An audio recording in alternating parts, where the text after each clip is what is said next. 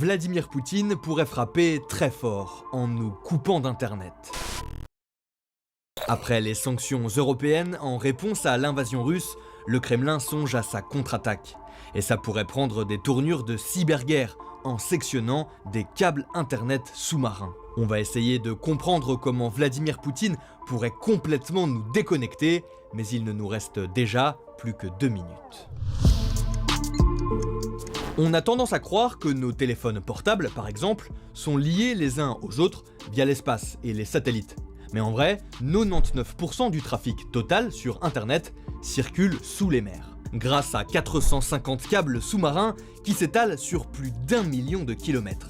Ces câbles, ils sont posés au fond des mers, mais ils ne sont pas protégés.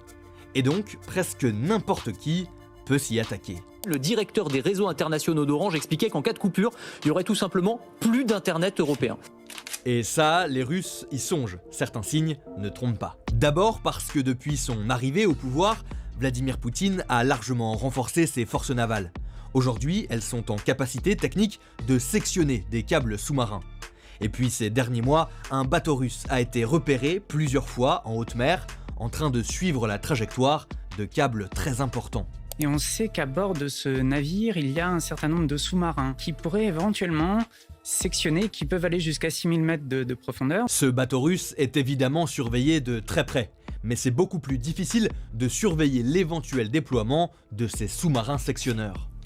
Pour nous déconnecter et nous paralyser pendant plusieurs jours, les Russes devraient sectionner beaucoup de câbles. Et la plus grande difficulté, c'est de trouver l'emplacement exact de ces câbles.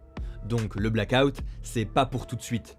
Mais les Russes pourraient par exemple chambouler les 10 000 milliards de dollars d'échanges financiers qui transitent tous les jours par ces câbles.